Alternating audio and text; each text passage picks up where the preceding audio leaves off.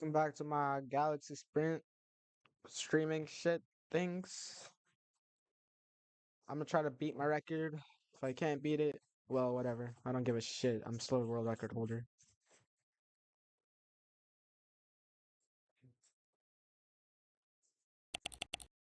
That's a good.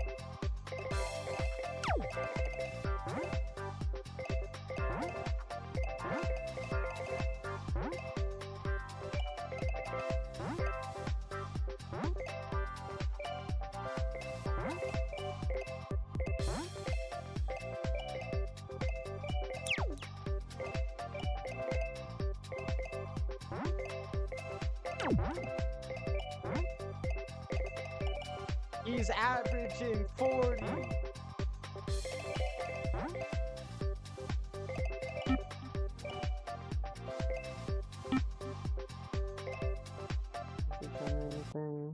Did she send me anything? No, she didn't. I'm sad. Oh shit, almost fucking ran it in fucking full volume.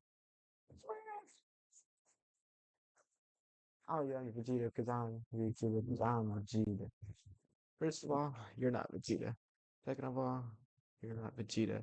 Third of all, you can't be Vegeta because you're not Vegeta and I'm vagina. Well, this shit sucks. Look, the Dream Look is like insane, bro. I wish I could get Dream Look. If I could get a big bit, bro. Kill me. Dream Look is for those capable of handling Dream Look. The talent doesn't fall on uh what Kendrick Lamar said. I don't know. Forgot his lyrics.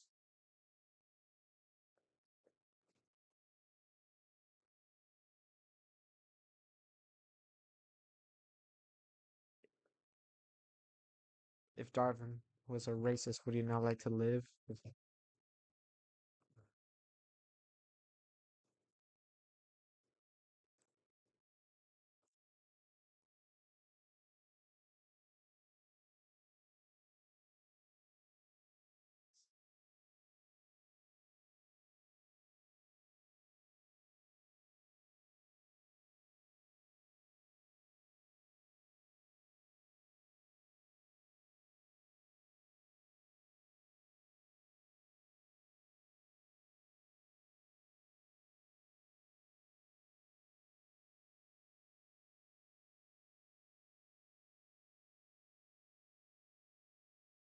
Genuine chud.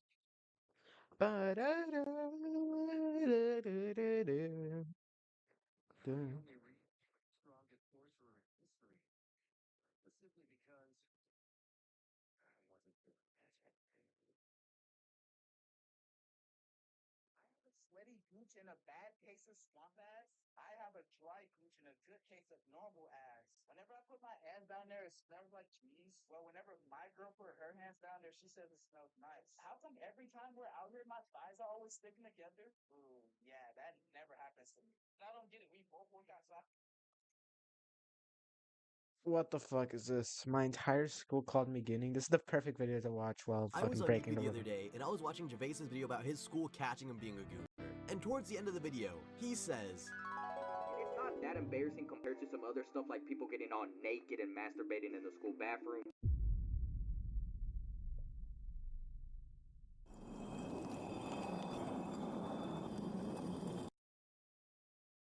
look, I can explain. Back in 7th grade, I was 13 years old, and I'm not gonna hold you, I was already pretty gooned out. But that's not too crazy. What 13-year-old boy isn't gooned out to some degree? Well, apparently, not my class.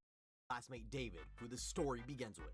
David was a short little kid who genuinely might be, to this day, the human being I hate the most in the entire world.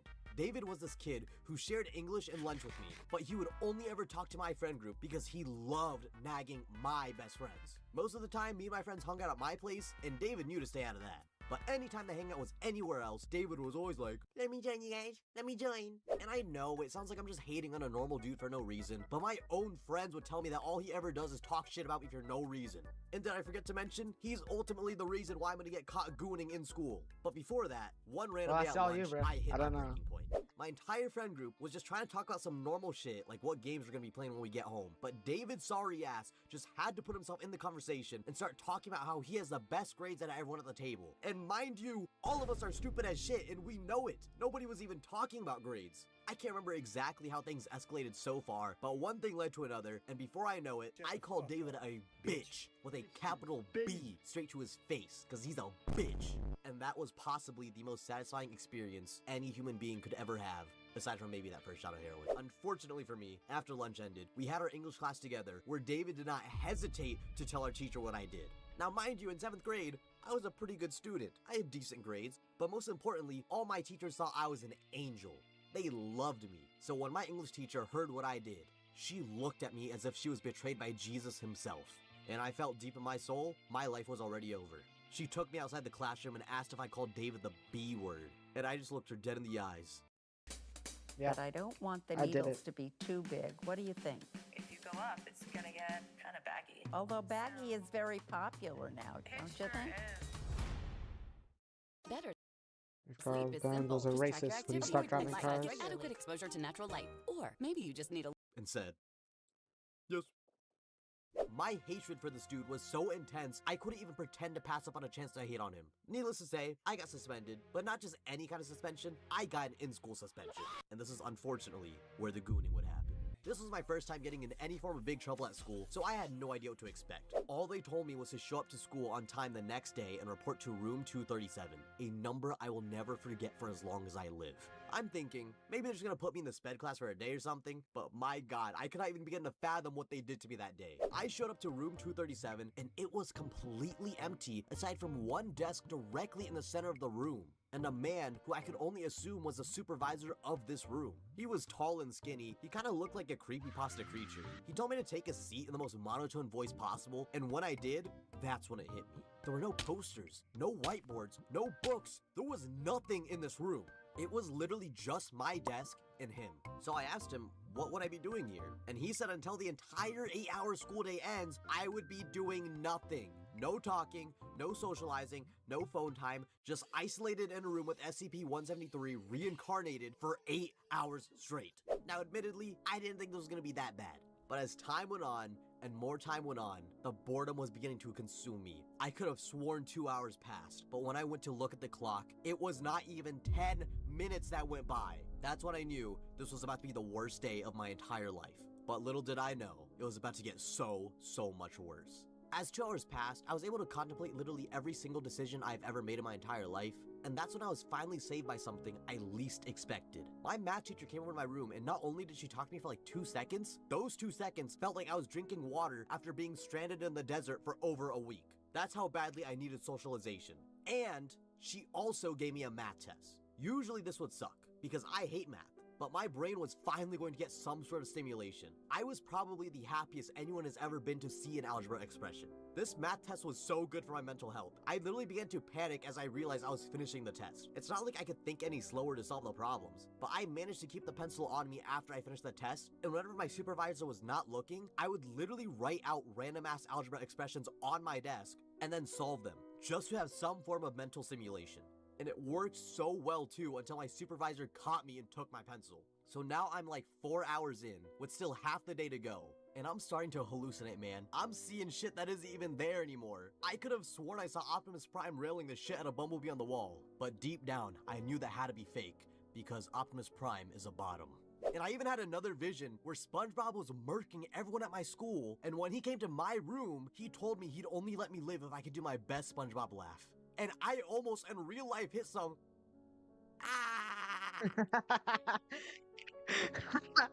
I literally had to close my eyes and shake my head around to stop seeing things. And this is when I decided to go scorched earth. This is when I would make the biggest mistake I've ever made in my entire school career. I decided to use my one bathroom break I had for the entire day and head to a bathroom far, far, far from room 237. Not only a bathroom far away, but a special bathroom. A bathroom for handicapped kids. Because unlike the normal bathrooms, which are just stalls that anyone could peep into, the handicap bathroom was a single room bathroom that had an actual door to it that locked and nobody can peep in at all. This was when I decided against all odds, I would have some relief and get in a quick goon session. So I pull out my phone and AirPods from my pocket and start getting to work on literally the first thing I see, because anything would have done at this point. And to be honest, I'm not a standard when I do this kind of thing. I usually have to be lying down, but like a country girl, I just had to make do. And I did. I was enjoying life for a solid 2 minutes. All I needed was 5 more seconds. Nothing could have ruined this moment. Everything was perfect. And just as I was about to... Fuck. My nuts shriveled up at Mach speed.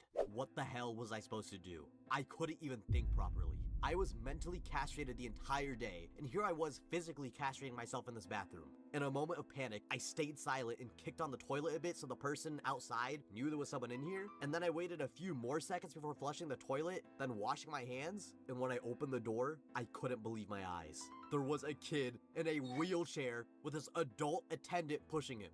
And I really have to stress, this kid in the wheelchair, who I'll call Teal, wasn't just someone who had broken legs and was rolling himself over. He was full-on Stephen Hawking paralyzed and needed someone with him 24/7. The guy from SpongeBob. Love Roblox?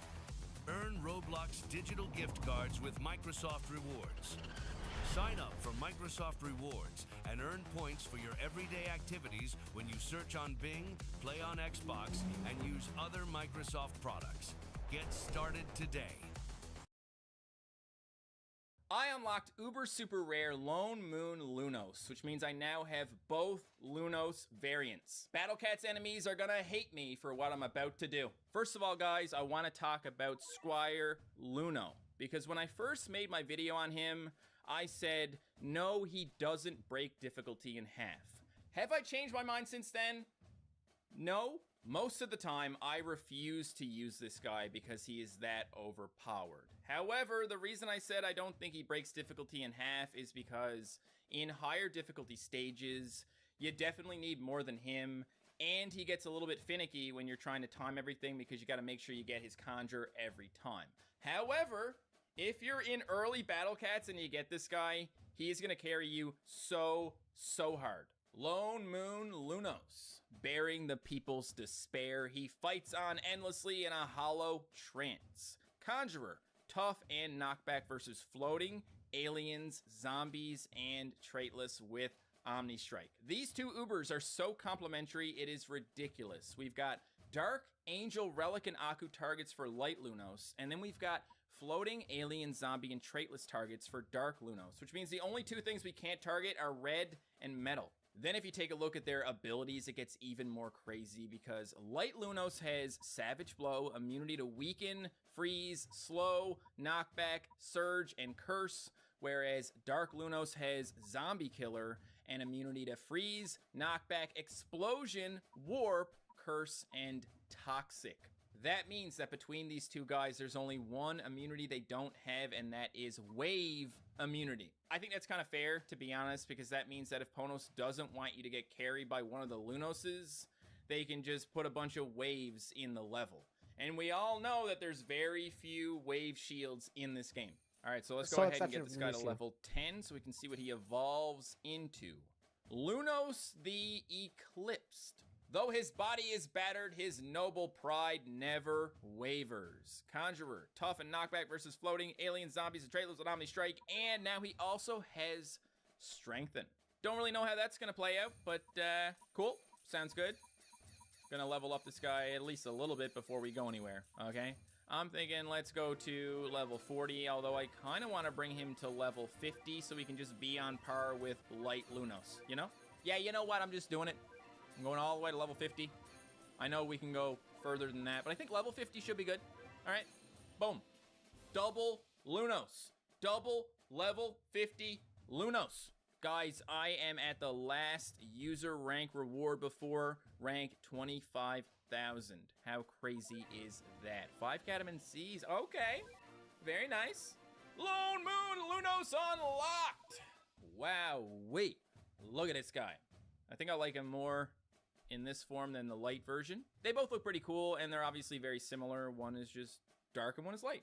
The big difference between these guys is Squire Luno has a 900 cent form and then a 3,450 cent form, whereas Lone Moon Lunos is the same price in both forms. Not gonna lie, kinda sad because I like it when both forms have their uses. I don't really know where I should go to try this guy out besides for everywhere. What I am planning on doing in this video is getting through the next chapter of Zero Legends with a double Lunos carry. But before we do that, I do want to just try him out by himself. All right, what's the hardest Catamin stage I can do? Probably bottom of the swamp. One thing that I like about this guy is the fact that he has Zombie Killer and he targets zombies. I always like having new things to target zombies because I hate zombies. Yeah, okay, this is going to be ridiculous because this is a stage that has zombie, alien, and traitless in it. And he targets all of those things. But he's not surge immune. Okay, so he's not the perfect counter for flow like the stream, but he's pretty close, maybe. I could obviously bring cat combos to this level, but I don't think I need to. Or maybe I do. Bruh, if I time the conjure right, I think I can maybe get in front of the base, or I could bring some money up combos. Yeah, okay, so we're gonna get offshore accounts. Don't mess with me. Long necks. And actually, I think I'm gonna go ahead and take out this one, because instead of having a starting level up small, we can have a starting level up medium. Okay? So yeah, we should have some good money flowing now. That is gonna be important. All right, so yeah, we're starting at level 7. That feels pretty good. Don't you come near me. Wah. And if we do this, can we, oh man, I was hoping I could get him to move ahead a little bit. This guy is not doing a ton of damage, right? That's obviously a problem, but he is strengthened. Bing, that looks good. He's already used his conjure, so I guess I just gotta go for it now and wait for the next one. Yeah, I don't know. I don't know, bro. At least you can kill the Thriller Kids. That is good. But yeah, it's gonna kill me, bro. Maybe. Oh dear, there he goes. All right. So what happens if I do this? Wow, that kills zombies. I like it. Stop. Wow. Yeah, so I just need this guy to, woo! Woo! I just need him to not, I need Cappy to not hit the base, okay? And we're good. That's it. That's all that needs to happen here. No! No, no, no, no, no, no, no! Oh. Oh. As you can see, he would be quite helpful if we had, like, literally anything else in that loadout that we could use. I am not including the first row because that's just for combos, and I'm trying to solo here.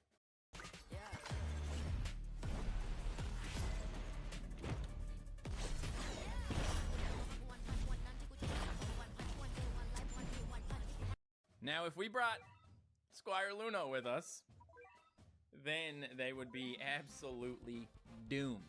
Obviously, I mean, come on. The one problem we have with Squire Luno is he doesn't do a ton of damage, so if you bring him to a level by himself, it's gonna get a little bit annoying, you know? Wow, okay. Beautiful, nice surge. I can bring him out anytime. And he can be like, hey, get the frick away, bro. And that lets the other Luno move ahead. You know what I'm saying? Woo-wee! Oh, this is gonna be crazy, dude. Just crazy. I don't even need to have the combos now because I can use Squire Luno first. Wah! And then, bah! And then just get the next one out here. Freeze, maybe? Yeah? Come on, you got this. Boom. Bam. Back it up, loser. Pow. Okay, so yeah. No one's going anywhere. No one's going anywhere. Okay, well, there's a couple of these Thriller Kids, but that's okay because I'm going to go ahead and hit them. Boom. And That's enough match. I think I'll watched Last House. Which might seem like a good thing, right? But I wouldn't be so sure, because based on the fact that it's been 2 weeks and they haven't seen any signs of life, that means these things probably eat people. And that can only leave one reason for why they'd be doing this: they're storing their food. Yeah, that's gotta be it. Like, if my theory is right, that basically means this house is a giant lunchbox, and they need to get out of there before these things come over looking for a snack. And I already have a few ideas for what we should try here. See, if the barrier around the house is made of some kind of liquid, then there's a few different ways that they could try and get it off. Like, first, I'd grab a hairdryer, space heater, or even a welding torch, hold it up to one of the windows, and start heating up the glass from inside the house. Then, once the outside gets hot, it might dry up or even pull back if it feels any pain. And that could give us a chance to actually break the window for real. Now, if that doesn't work, we could always go the opposite direction and tape a bunch of ice packs or frozen food to the window and try freezing it off instead. And last but not least, there's always good old electricity. Except that's gonna be a little tricky since glass isn't a good conductor. But earlier, Jason was actually able to get his fire poker through the glass before the goo sealed it up. So I would drill 2 metal rods through opposite sides of the window and then send an electrical current across to try and zap the goo off that way. Or just try it on a metal surface like the doorknob or even that garage door and see if that works instead. But whatever they're gonna do, they better start figuring it out soon before the squids turn this place into a seafood buffet. Okay, you guys, here's something I didn't think I would ever say. I'm glad summer vacation is over. Low-key, between all the movies coming out this summer and my kids being home for summer break, my routine has taken a hit. Like logs falling off the back of a truck hitting my car, Final Destination style. But thankfully, I managed to keep meals on track with my buddies over at Factor. Factor makes chef-crafted, dietitian-designed, ready-to-eat meals, so I didn't have to choose between real food and convenience this entire summer. Let me break it down for you. Factor meals do not mess around. Every meal is designed around what supports a healthy lifestyle, so they have over 150 banned ingredients, so you're eating the best. Each meal is ready to go in 2 minutes and requires no cleanup. That is clutch, bruh! And the variety. Oh, every week there's over 100 nutrient-dense menu options to choose from. Like they got salmon burgers, shredded pork, collard greens, and more. Oh yeah. 97% of the users agree that Factor meals help them live a healthier life. So you can feel confident that you're doing something good for yourself with every meal. One of my absolute favorites lately has been the truffle butter chicken and mushroom risotto. It's so good. I want it right now. That's how good it is. And I wish you guys could have it too, because holy F&S. So guys, let's eat real. Head to factormeals.com/beat50off and use code beat50off to get 50% off and 1 free breakfast item per box for 1 year while supplies last until October 31st, 2026. That's code beat50off at factormeals.com. Beat50off at factormeals.com, guys. See the website for more details. I hope you guys can check it out. And with that, back to the show.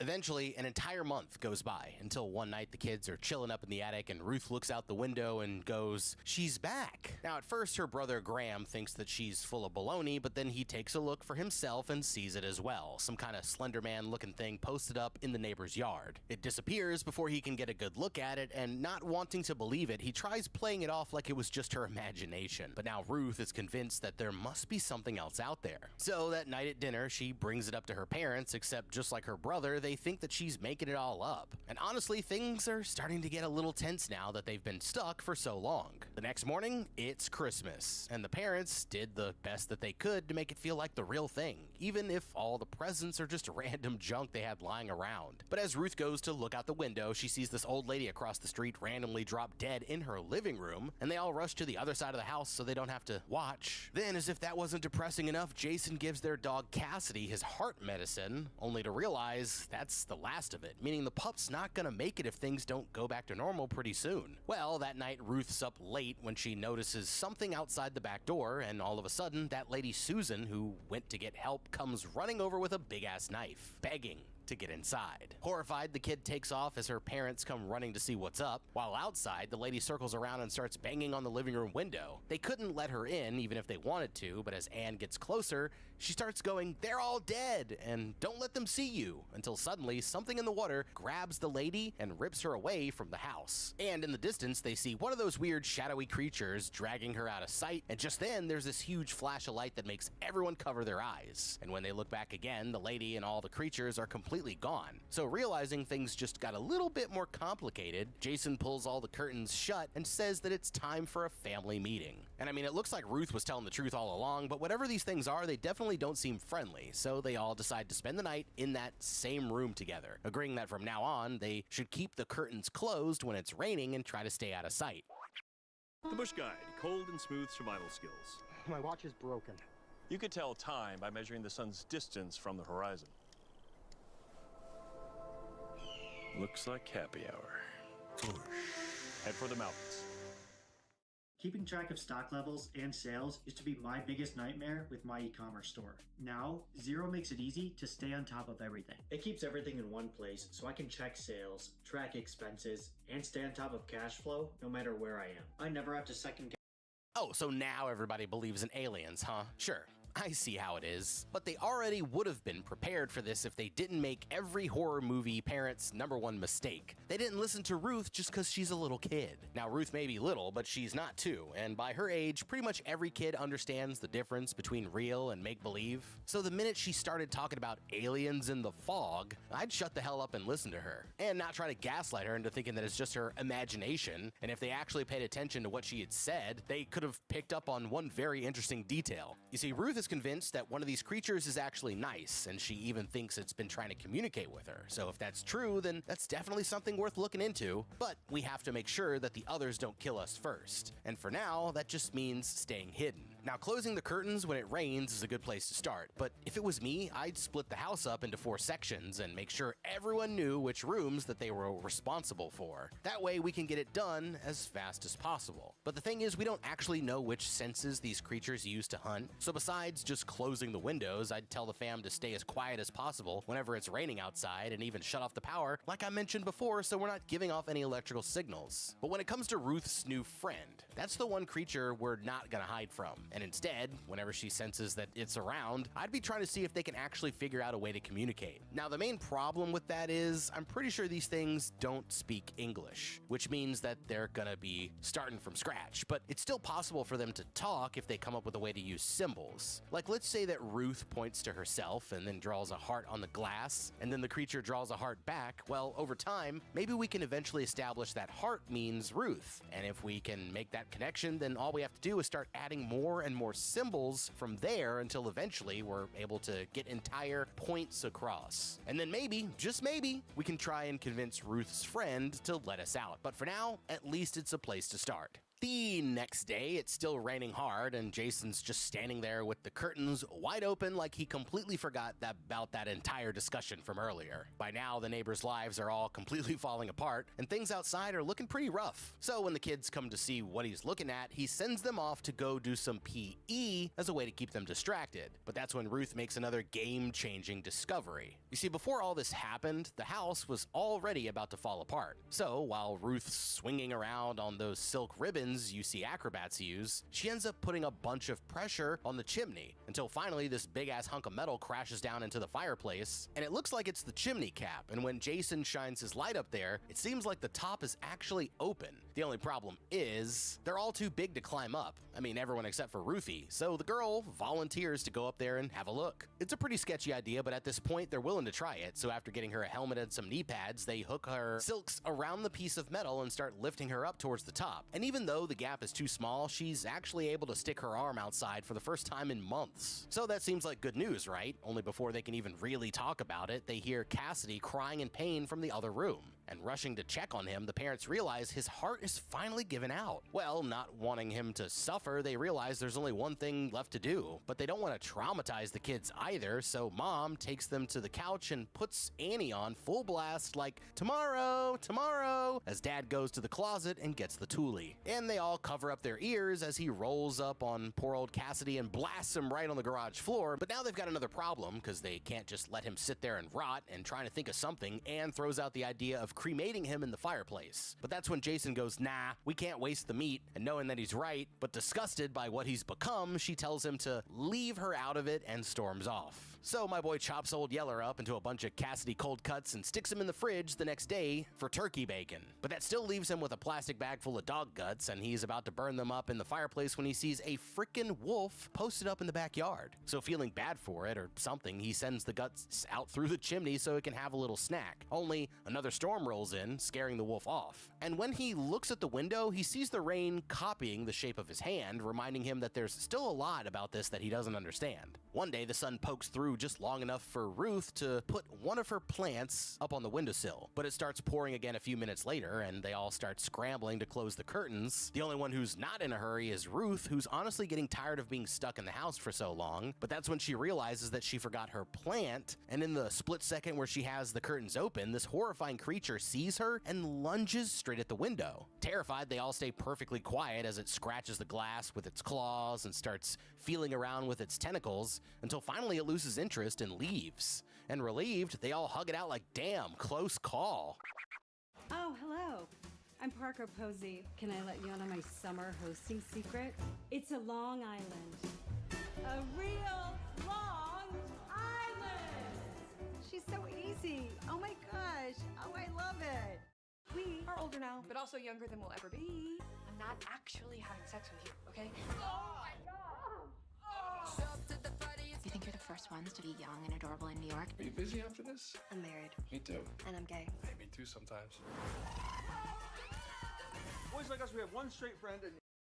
Yeah, you think? I mean, if you thought what happened to Cassidy was traumatizing, imagine how it feels watching your whole family get turned into a Delgado sandwich with a side of dog. Not great, probably, but anyway, with all the crazy stuff that's been happening, I feel like they just completely brushed over the most important discovery they've made in months. Ruth just had her hand outside the house. And if we're not looking into that, then what the hell are we doing? Now, what's interesting is it's already rained a couple of times between when they first found the opening and now, and yet it's still open. So maybe the rain acts more like a type of glue that only seals things shut if they're already closed. And that's good news because it means we shouldn't have to worry about it closing up on us anytime soon. Anyway, the main problem is it's only big enough for Ruth to fit up. Otherwise, they could have just climbed out already. But my guy Jason here just so happens to be an engineer, and if you look around their garage, it seems like he's got plenty of tools to start taking this chimney apart. So if I was him, that's exactly what I would be doing. And I would just start at the bottom and work my way up until it was big enough to just get through, or a whole section of the wall collapsed and maybe we could just walk right out. Now, obviously getting outside is only half the battle because then we've still got squids to worry about, but don't worry because I've got a plan for that too. See, we don't know how much of the world has been affected by this yet, but based on how nobody's come to save them by now, I think it's pretty safe to say the rest of humanity is probably just as screwed. That means we're gonna have to be smart about where we decide to go. But like we keep seeing over and over again, these creatures only come out when it rains. And guess what? Seattle's one of the rainiest cities in the entire country where it rains almost half the days out of the year. So that would make it the perfect place for these squids to live, right? Now, if we flip that and go somewhere it never rains, then they won't be able to follow us. Another thing that's going to help is that since it's only been a couple of months, there's a chance their car still runs as long as they can get to it. So once they've got the chimney big enough to fit out, I'd gather up some weapons and as much supplies as they can carry, wait for a nice sunny day, then climb out, hop in the whip, and start heading to Vegas, baby. But seriously though, Vegas is kind of the perfect spot because since it's in the middle of the desert, it only gets around 26 days of rain out of the entire year, and with it being a major city, there's a pretty good chance they could still have some kind of functioning society, which makes it a lot better than just heading out into the middle of nowhere. So if they're ever able to get out of the house, that's where I'd be going next. By now, a whole 3 months has gone by, and they're starting to run low on food. They've been spacing it out, trying to make it last as long as possible, but one night, Ruth finally gets tired of going hungry and starts asking for more. And her mom jumps in front of her as she starts going for the fridge, acting like she's got something to hide. But Jason's like, nah, let her see. And it turns out there's nothing left besides a couple of dinky-looking carrots. So now the kids know that they've got nothing left to eat, and as Ruth storms off, Anne suddenly takes a spill from her lack of energy, making them realize it's even worse than they thought. Worried, Jason takes her to the couch and promises he's gonna figure this out, but by now she's ready to just give up. And she starts bugging out thinking that they're done for until just then Graham comes walking in with his 2 pet fish all chopped up. And as they gather around for a big group hug, Jason realizes the wolf came back and and left a big trail of dog guts all over the yard, and that gives him an idea for how they can get some more food. Rushing to the garage, he starts gathering up a bunch of random stuff until he puts together this demonic little contraption meant for catching critters, and chopping off a hunk of dog meat as bait, he sends it up through the chimney and starts waiting for something to come along. Sure enough, a cute little fox comes scampering across the yard, and it walks over to Jason's death trap only to grab the meat and skedaddle without setting it off. But hey, even Jigsaw needed some time to brainstorm, right? So it's back to the lab to cook up something that they can set off by hand, and this time they actually spring the trap right on its poor little neck. But thankfully, the silks break and it gets away. So Jason heads back to the garage like, damn, how can I even make this more deadly? Which is when Anne comes along like, here honey, have some vegetables so you can think of a better death trap. And as he's munching down on a carrot, that's when it hits him. They just need to start small. So this time he makes a little cage type thing and puts some greens in there, and when a nice little squirrel comes along to check it out, bam, he traps them inside and reels them in. And they all celebrate like hell yeah, as the dead squirrel flops down to the bottom of the chimney. And it looks like meat's back on the menu as they cook up Mr. Squirrel and tear him apart with their bare hands. And inspired by their fresh kill, Anne suddenly finds the will to live again and starts ripping up the floor in the kitchen to make a little indoor garden. So over the next couple weeks, they start becoming more and more self-sufficient, building even more evil contraptions, making their own fertilizer, don't ask how, and basically just making the best of it, until one night the power finally goes out, and in the blink of an eye, it's already been 5 years, with still no sign of anyone coming to let them out. Alright, hold up, you're telling me that they've been stuck in that joint for 5 years, and they still haven't left the damn house? Brother, you're an engineer. A freaking sea sponge could have figured this out by now. If he actually put some effort into an escape plan instead of just massacring the local critters like the sitcom version of Jeffrey Dahmer, I feel like they could have been out of here a long time ago. Now, with all this time on their hands, they obviously should have tried opening up the chimney by now, or even getting the goo off with one of those ideas I mentioned before. But if bro just wants to sit around playing Fishing Simulator Apocalypse Edition all day, then he might as well use his talents against their true enemy. And there's an idea that they haven't tried yet that's so crazy it just might work. They just need to bring out their inner Jeremy Wade and try to catch one of the squids. Now, I know what you're thinking. If the gap's too small for Ruth, then how the hell's a 9-foot-tall octopus man supposed to fit inside? Well, based on their octopus-like bodies, we can guess these things must be some kind of cephalopods, putting them in the same category as octopus, squids, and cuttlefish. And the thing about cephalopods is they don't have a skeleton,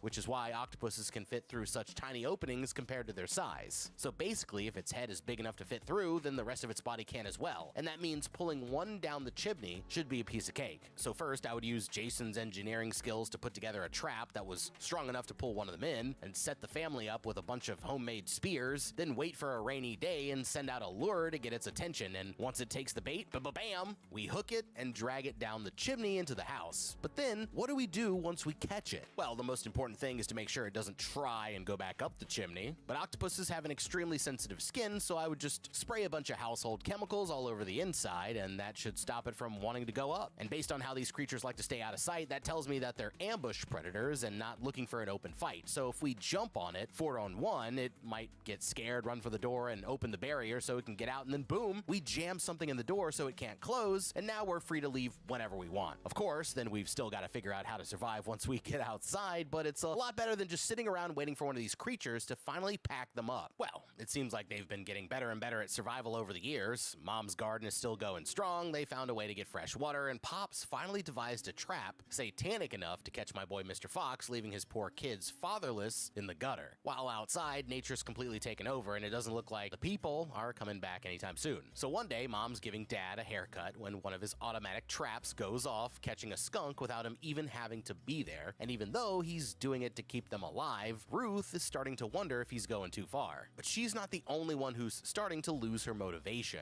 And when Dad calls them into the garage to show them that he got the old Firebird running, Graham, who's now a whiny teenager, looks his pop dead in the eyes and goes, "But what's the point though?" Insulted, Jason's like, "First of all, watch your mouth, and second of all, if we actually get out one day, it'd be pretty nice to have a car then, huh?" But the kid is still not impressed, and frustrated, Jason starts feeling like they don't really appreciate everything he's doing to keep them alive. Well, that's when another storm rolls in and they close up all the windows like they've been doing for the past 5 years, but just as Jason's starting to say they need to be more careful and not get lazy, one of the creatures shows up right at their front door, and everyone scrambles to hide as it unlocks the handle and lets itself in. It's the first time any of them are getting a good look at one, and it stands about 8 or 9 feet tall, covered in slimy blue skin with dozens of tentacles sticking out all over its body, and as it slithers into the house, it leaves behind a trail of ocean water that instantly poisons all their crops and ruins their water supply. Searching around, it starts piercing its tentacles through the floor right next to where Ruth is hiding. But just then, more of its friends show up outside, and it scurries out of the house, leaving the front door wide open. So, seeing his chance, Graham decides to make a run for it, just as Jason rushes over to hold him back. But the door slams shut right before he can get there, and he tries the handle, only to realize that they're still trapped. Well, with all their crops dead, it looks like they're right back to square one, only this time it's worse because the soil is all contaminated, meaning they can't even grow them back. But while Mom and Dad are busy figuring out what the hell they're gonna do, Ruth tries saving a little ferret that got caught in one of their traps. Except that was her biggest mistake, because all of a sudden the little critter just hauls off and bites her, and rushing in, Dad picks it up and snaps its neck as they head off to the bathroom to clean off her hand. But by then the damage is already done, and within a matter of hours, Ruth has a fever with no medicine to help her out.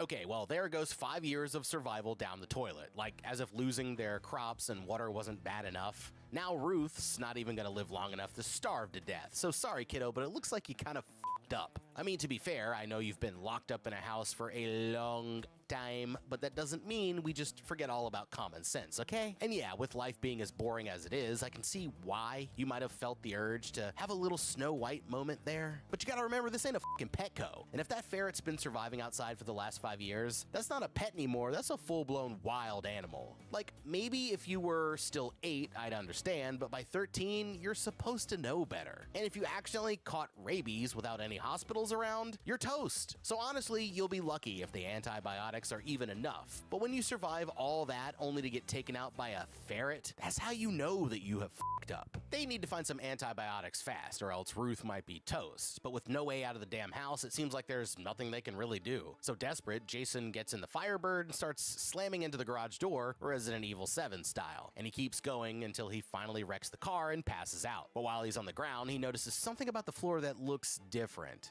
And it seems like parts of the house are starting to shift. And it makes him realize that maybe the barrier has shifted as well. So he grabs a crowbar and starts running around the house like a psycho, following the cracks until he finally gets to the restroom. And there, he starts taking apart the floor until Anne just rushes in and tackles him. But just when it seems like he's officially lost his marbles, the crowbar actually makes it through. And he keeps breaking the floor apart with the sledgehammer until finally he manages to open up a sewer pipe. Well, the good news is they can use the sewers to get to the other houses, and since their neighbor across the street was a dentist, they realize he might have had the medicine that they're looking for. But there's just one problem. Jason is too big to fit in the pipe, so realizing there's no other choice, Anne volunteers to go instead. So after grabbing a flashlight taped to a baby monitor, Anne gives Jason a kiss for good luck and heads down into the sewer, then starts making her way through the tunnels until she gets to the right place. She ends up running into this crumbling brick wall, while back on the surface, the camera starts cutting out. But it turns out that she's perfectly fine, and she's officially inside the neighbor's house. Nice. The place is all overgrown, like they must have died years ago, and what's strange is everything's all waterlogged, like somehow it flooded inside the house. But she keeps searching around, grabbing anything that could be useful until she finally finds the medicine.